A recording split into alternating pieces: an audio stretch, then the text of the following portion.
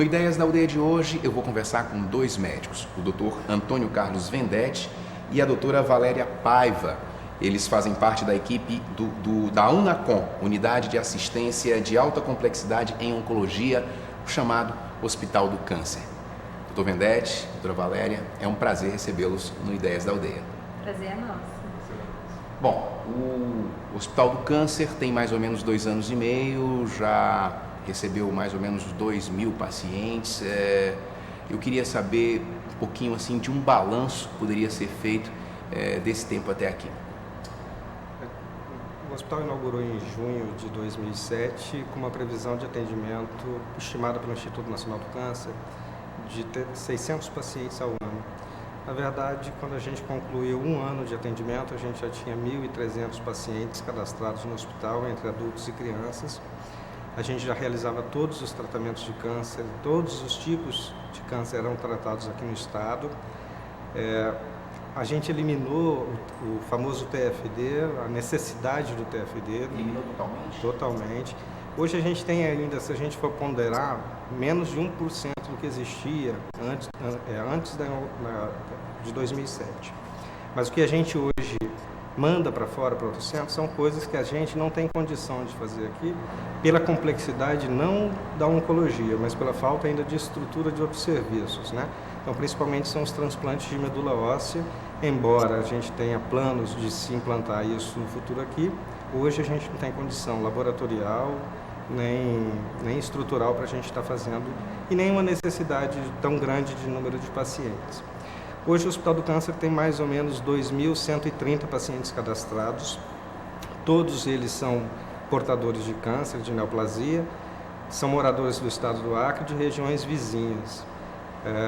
A gente oferece o tratamento de radioterapia, de quimioterapia, e a gente tem hoje uma das taxas de sucesso maiores de todos os outros centros que foram implantados pelo Instituto Nacional do Câncer nos outros estados brasileiros. Isso é um dado muito importante, doutor Vendetti. Como é que é essa referência de ter, por exemplo, um número tão positivo nesse sentido?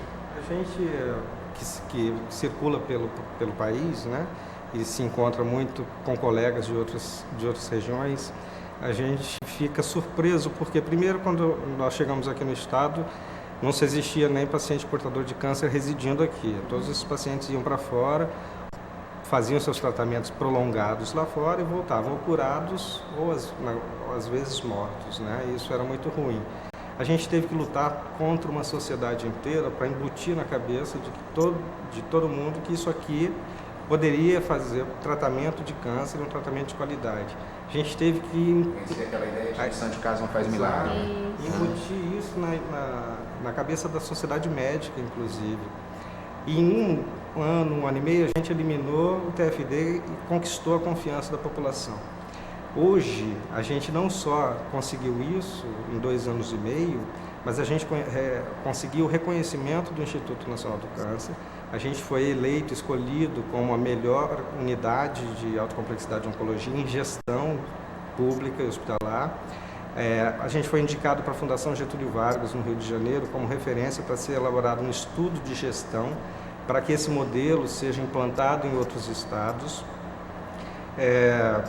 Os nossos tratamentos, as drogas que nós dispomos hoje, são melhores do que são oferecidas em outros centros do Brasil, dada a liberdade que o governo nos passou para gerir isso. É tão impressionante que nesses 2 anos e meio o Hospital do Câncer nunca sofreu uma liminar judicial. Isso não existe em nenhum lugar do estado.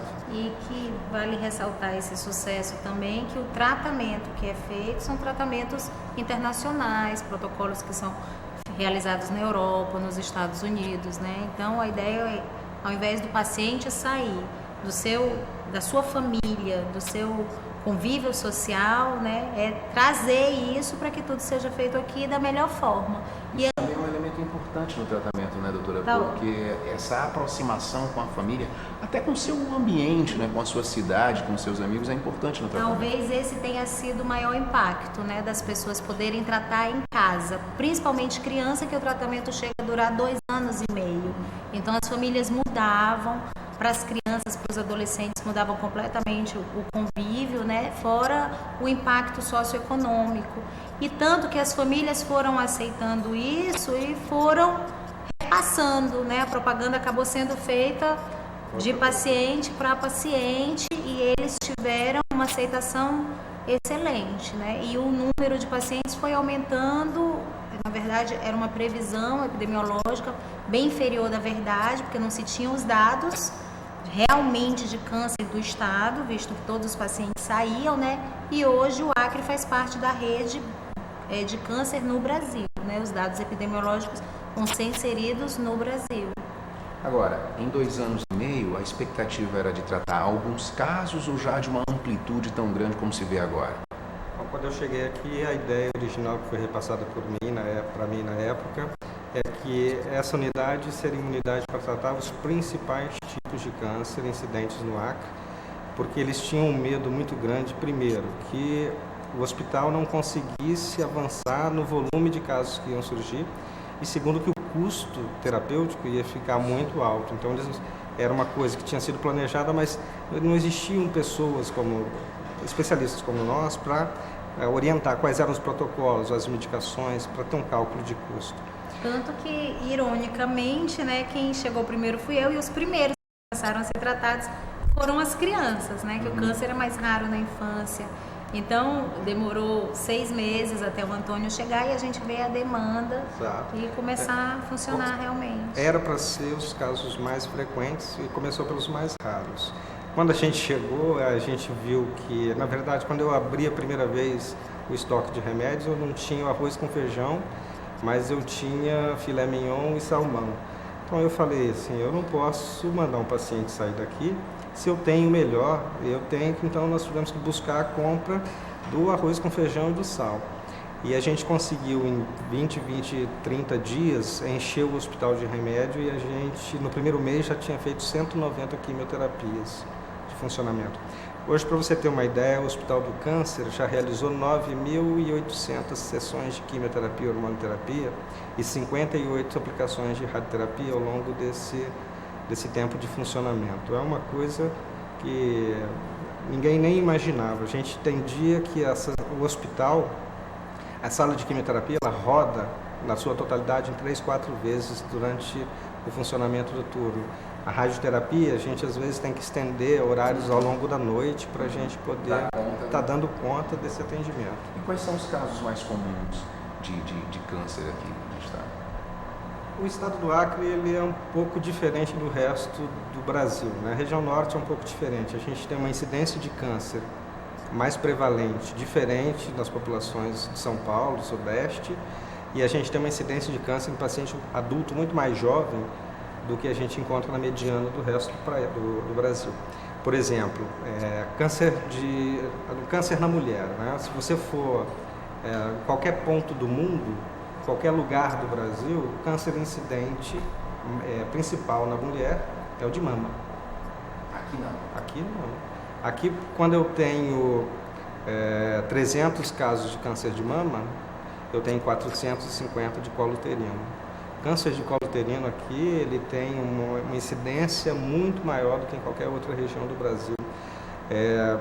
Câncer de próstata em homem é muito comum e se equivale. O terceiro câncer mais comum, que não era para ser, geralmente é o cólon, né, o intestino grosso, aqui é o estômago, tanto em homem como em mulher. E talvez seja um dos cânceres que ainda seja o mais responsável por óbitos dentro do estado. A gente tem uma mediana de idade dos pacientes com câncer de estômago, principalmente oriundos da região do Juruá, entre 36 e 46 anos. Uma faixa etária que você nunca imagina pegar pacientes com neoplasia e principalmente, muito jovem, principalmente com câncer de estômago. Para você ter ideia, o Ministério da Saúde preconiza que a prevenção do câncer de estômago comece com uma endoscopia a partir dos 50 anos, pelo menos uma a cada um ano, no primeiro e depois a cada 5. Muito abaixo.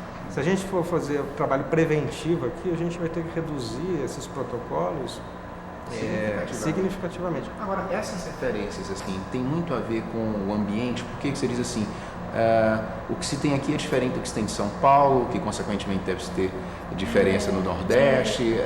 Essa variação existe de continente para continente, de região para região, né? Então a gente está conhecendo a nossa área, o Acre, quer dizer, no futuro a ideia é fazer pesquisa, primeiro se fazer esse levantamento epidemiológico, conhecer a nossa população e fazer pesquisa para saber por que isso causa. Uma outra coisa que ele falou, além de adultos jovens, a taxa em criança e adolescente, que seria esperada ser 0,5% a 1% de toda a população de adulto, eu tenho um próximo de 10%. Né? Então a gente ainda não sabe por que isso, se realmente é bem mais alto do que o esperado. E a gente tem algumas peculiaridades, né? Da região do Acre, além de ser região norte, também dessa parte da Amazônia, questão dos índios, a questão regional mesmo do Juruá, Feijó, Arauacá. Então, qual é o tipo mais prevalente em cada área? E agora, com esse número de pacientes, é que a gente está começando a conhecer e saber qual é o diferencial dessa área para o resto do Brasil. Mas isso é esperado, ter uma mudança de região para região. Entendi. Agora, nesse caso, o que prevalece nisso? Alimentação, hábitos, o que tem, assim, pelo menos de suspeita para que a gente... Na verdade, o câncer ele é uma doença multifatorial, a causa é multifatorial, você não tem como saber qual o fator que está sendo preponderante na origem daquela doença. Aqui a gente pode pensar em duas coisas diferentes. Eu acho que, primeiro, o câncer do colo uterino é porque ele tem uma relação direta com a vida sexual e tem uma relação direta com o vírus HPV. É possível que aqui a gente tenha uma cepa de HPV que seja muito mais virulenta. As infecções de HPV aqui no Sudeste, no Centro-Oeste, levam 10, 20 anos para induzir um câncer.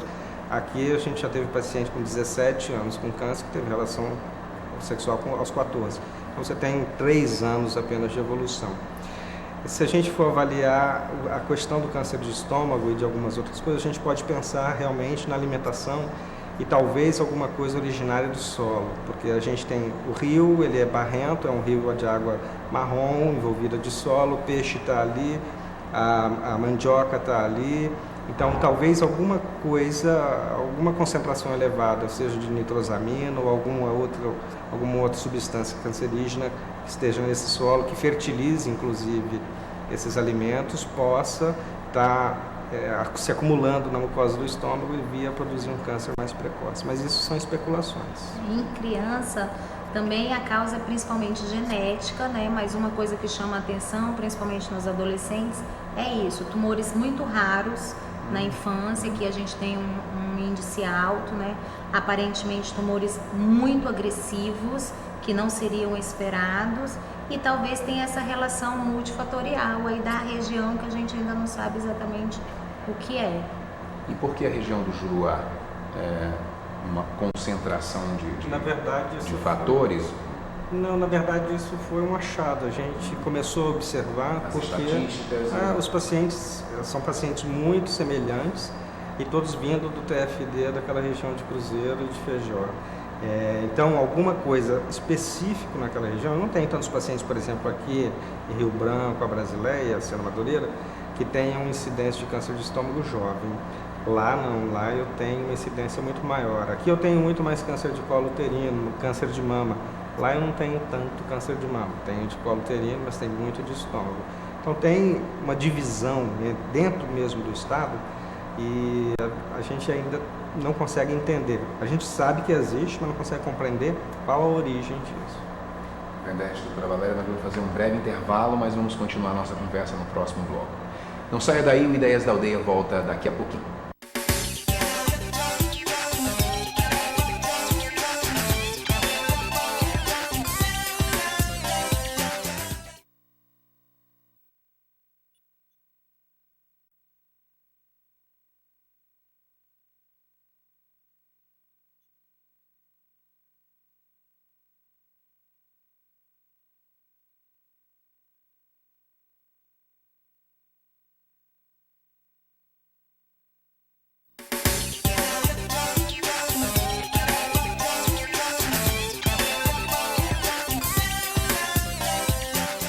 O Ideias da Aldeia está de volta, o programa que está sendo gravado hoje aqui do Hospital do Câncer em Rio Branco, na sala de quimioterapia de adultos, e eu estou conversando com o Dr. Vendetti e com a doutora Valéria Paiva.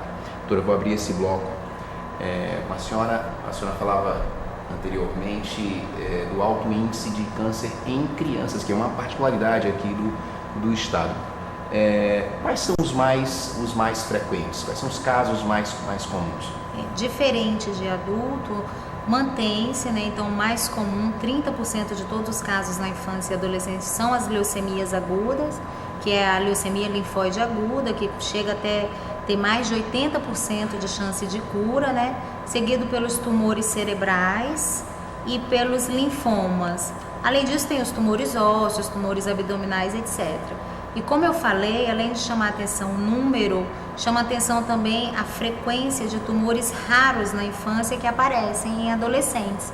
Então também tem essa relação de ter tumores numa idade mais jovem, né? E isso chama bastante atenção na região. Agora, é verdade que a criança tem um percentual de cura muito mais elevado que o adulto?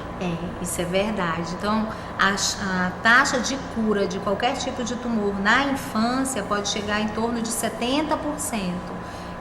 O nosso grande desafio é que o diagnóstico seja feito mais precoce. Isso se dá porque, diferente do adulto, os tumores na infância são muito mais agressivos, mas eles são muito responsivos ao tratamento. Então, são tumores que, com a quimioterapia, associada ou não à radioterapia e cirurgia, podem ter uma grande chance de cura, dependendo do momento que a criança chega, né? Então, o nosso desafio é o diagnóstico precoce, que é um grande desafio, visto que é uma doença rara na infância, que os sintomas às vezes são comuns a outras doenças, né? Mas, graças a Deus, nesses 2 anos e meio, eu posso falar que a equipe de pediatria tem contribuído muito para essa melhora. Hoje os diagnósticos são feitos bem mais rápidos. Diagnóstico precoce é um desafio, a gente pensa também muito na prevenção. Eu queria saber um pouquinho sobre isso, o que é possível fazer e qual o papel da família nesse procedimento, com criança e com adulto também, né? Acho que nós somos as pessoas que mais sofrem, depois dos pacientes, com esse retardo do diagnóstico. Os pacientes aqui, eles chegam realmente com tumores muito avançados. Se a gente for observar, por exemplo, câncer de mama, que o habitual é você, a cada 10 mulheres, você receber 5 operadas, 3 mulheres com um tumor localizado para fazer um tratamento antes de uma cirurgia e 2 com doença disseminada. Hoje, a cada 10 mulheres que eu recebo, 6 mulheres vêm para fazer quimioterapia sem condição de cirurgia, 1 operada e 3 com doença metastática. Os pacientes levam muito tempo para conseguir avançar no seu diagnóstico, em fazer a mamografia, a biópsia. Os fluxos estão muito frouxos ainda. Os pacientes têm dificuldade de acesso, principalmente os pacientes do interior. As prevenções, existem protocolos específicos do Ministério da Saúde, do Instituto Nacional de Câncer, onde a gente pode estar realmente evitando a incidência de um câncer. A gente pode detectar lesões pré-cancerosas e eliminar naquele momento, ou a gente pode detectar um câncer numa fase muito inicial, que às vezes você só com a cirurgia e 1 ou 2 sessões de quimioterapia você consegue dar cura para o paciente. Hoje a gente tem sofrido muito, que os pacientes vêm, o custo terapêutico é alto. Uma quimioterapia para câncer de mama aqui, em média no Brasil, você pode fazer um tratamento a 4 mil, no Acre a gente paga 20 mil reais, dada a situação em que a gente tem que agredir aquele tumor. Isso gerou uns estudos nossos, muitas discussões, eu, Valéria, o restante da equipe médica. A gente identificou vários pontos falhos para tentar regularizar essa situação e para que a gente tenha menos trabalho aqui, não no sentido de trabalho mesmo, mas que a gente tenha que gastar menos dinheiro e aumentar muito mais a chance de cura. Então a gente montou um projeto onde a parte de média complexidade se associaria à alta complexidade, que é aqui, e a gente poderia, em casos suspeitos, rapidamente estar mobilizando esse paciente para cá, os exames serem realizados num prazo máximo de 11 dias, o diagnóstico está estabelecido e esse paciente já ter o agendamento completo do seu tratamento. E o mais fantástico dessa estrutura é o ganho interprofissional. Por quê? Todos os especialistas vão conviver numa única unidade. Então, o pneumologista pode conversar com o oncologista, mostrar o exame, que pode ir no radioterapeuta, que pode ir no cirurgião torácico, que pode ir no radiologista, que pode ir no laboratório de patologia, e isso traz o ganho profissional e o ganho para a sociedade. As chances de... O Acre tem um estado de uma população ainda muito pequena, que a gente pode ter um controle político de saúde bastante interessante. A gente pensa em trazer esse modelo e esse modelo implantado, criar uma rede de detecção precoce em todo o estado, onde a gente poderia colocar pontos à distância, em Cruzeiro, em Sena, em Brasileia, e esses pontos detectou, é suspeito, vai para o hospital já vai com agendamento, já faz tudo, e aí a gente poderia realmente resolver.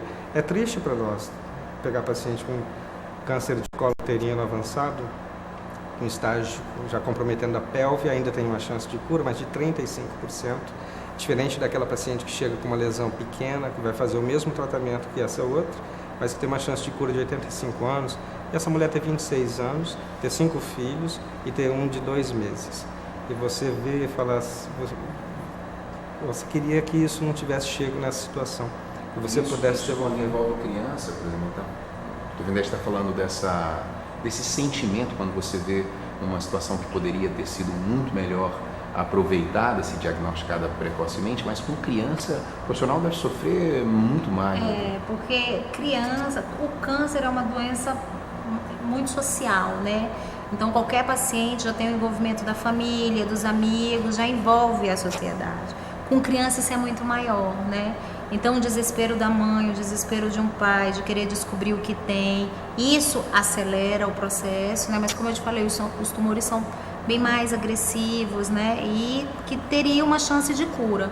Mas graças a Deus, mesmo em adulto, a relação com a Fundacre, com as outras redes tem melhorado essa interação, esse desafio de fazer o diagnóstico precoce, né? A própria questão educacional, de estabelecer fluxos e esclarecimentos, como seguir, como chegar, o que fazer, né?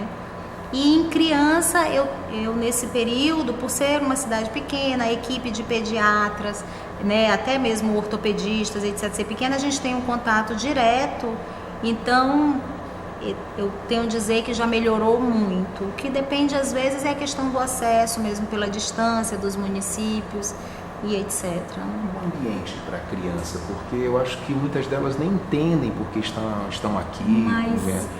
Que tipo de tratamento é esse? Isso já é uma coisa que é diferente, né? Essa é a ideia que as pessoas têm. E tratar a criança é muito peculiar, é diferente porque justamente as crianças são as que talvez entendam melhor. Elas entendam, elas vêm, elas se adaptam muito bem. As crianças têm uma sinceridade típica, né? Então, ela chora se estiver doendo, se não estiver doendo, ela não chora, ela vem, ela brinca. Tem essa questão acolhedora, quer dizer, uma criança cativa qualquer um, né? A gente se acostuma, eu brinco que nós somos uma família, porque eu chego a conviver 1 ano, quer dizer, de tratamento semanal, de 2 anos e meio, e acompanhar essa criança pro resto da vida. Eles até perguntam, mas eu já tenho 16, 18 anos, eu vou mudar de médico? Não, né? Continua sendo acompanhado. E tem aqui, a gente luta muito por isso, para manter um ambiente muito saudável e manter a família ali perto, quer dizer, só da criança estar em casa, ter a família, frequentar a escola, ter os amigos, tudo isso faz diferença, né? Não importa o cabelo, até se está nascendo já fica todo feliz. Então a questão de criança, eu até brinco, falo, é mais fácil, porque além de todo o apoio da família, né, as crianças elas tiram de letra, elas sabem lidar, e é uma ideia que a gente vê assim, que acha que não, né, que é mais difícil, mas se adaptam e tem uma força, uma esperança que ajudem muito no tratamento. Agora, um trabalho que é sempre muito bonito, que envolve esse tipo de tratamento de maior complexidade, é o trabalho voluntário. Nós contamos aqui com a ajuda de voluntários no auxílio desses pacientes, desses tratamentos? A gente tem um trabalho voluntário aqui do hospital, tem um grupo que está aqui todos os dias auxiliando no acolhimento dos pacientes.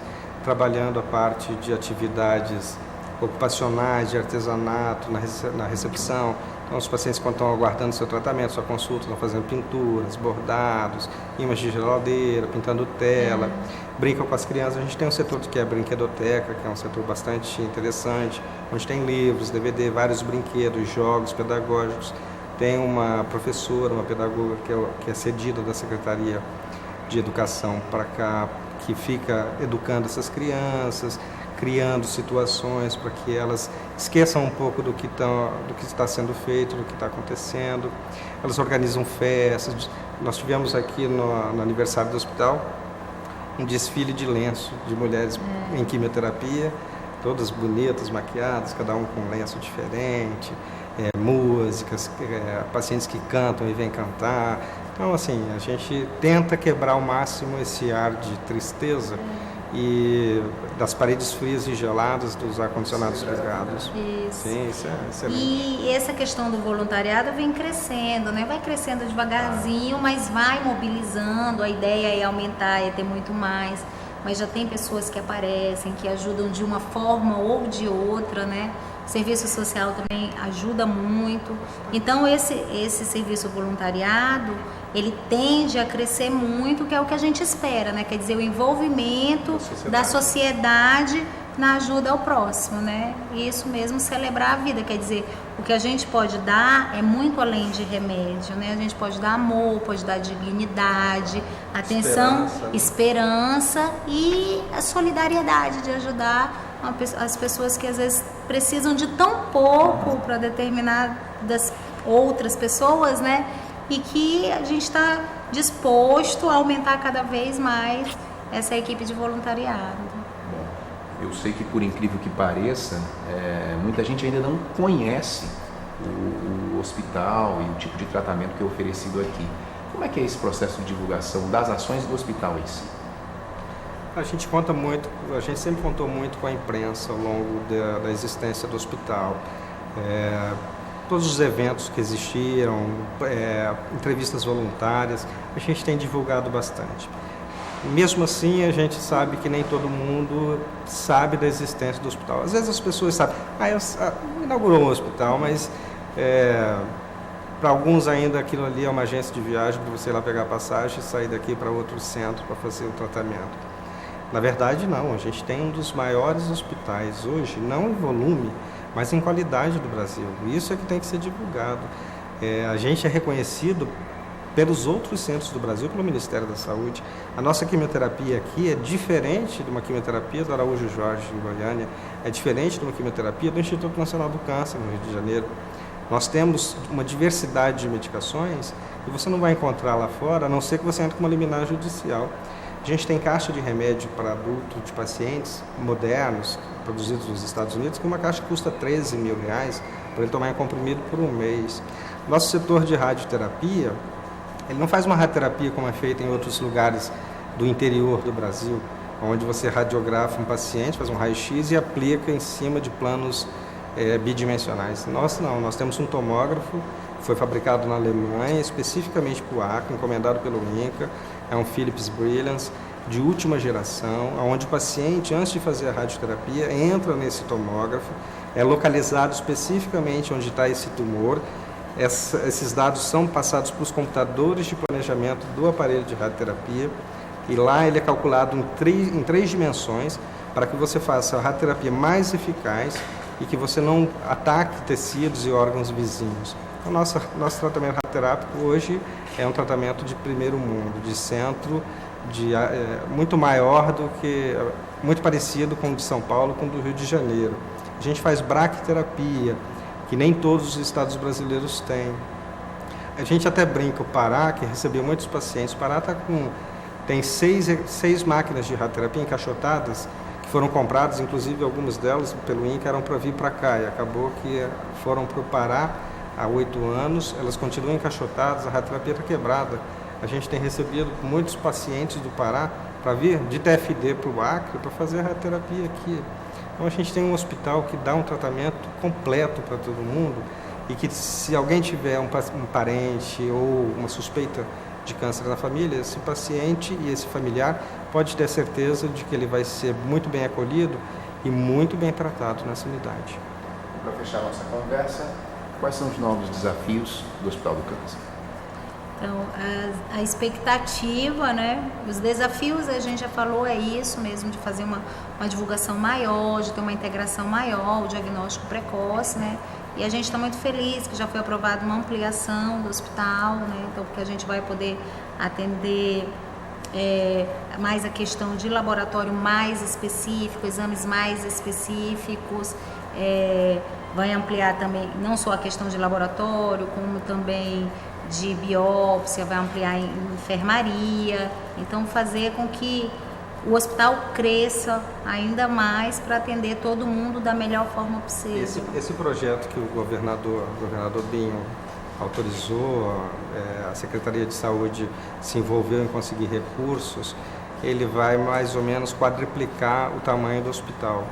Ele conta com uma ala administrativa, ele conta com uma ala de diagnóstico grande, onde a gente vai ter desde a parte de análise de biópsia e citologia, a parte de radiologia, as salas de cirurgia ambulatoriais, uma ala onde a gente vai ter esse atendimento multiprofissional dos especialistas médicos para estar fazendo esse rastreamento de detecção.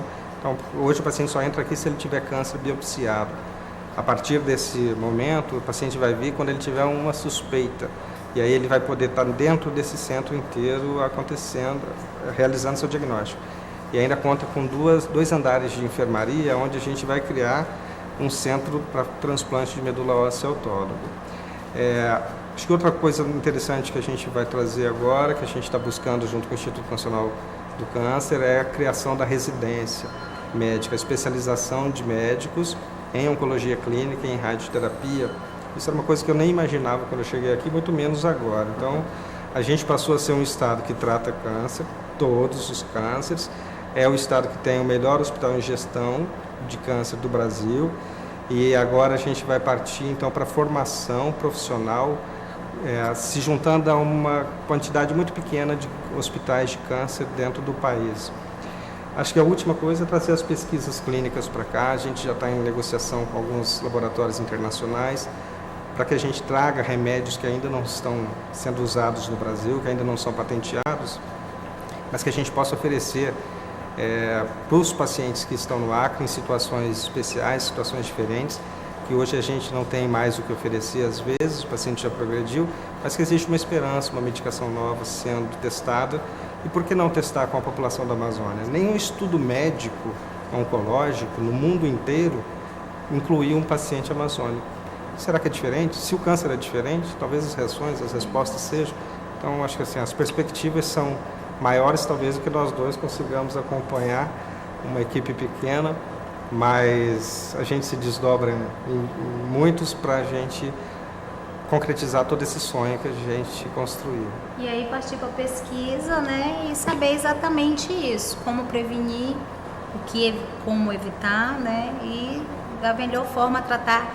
Realmente o paciente daqui precisa ser tratado de forma diferente, porque o tumor acontece de forma diferente. Tudo isso só o futuro dirá, mas um futuro próximo. Se Deus quiser. Se Deus esperamos, quiser. Né? Doutor Vendetti, doutora Valéria, eu queria agradecer muito a participação de vocês aqui no Ideias da Aldeia. Muito obrigado. Obrigada. A gente que agradece a oportunidade. O programa de hoje fica por aqui. Obrigado e até a próxima.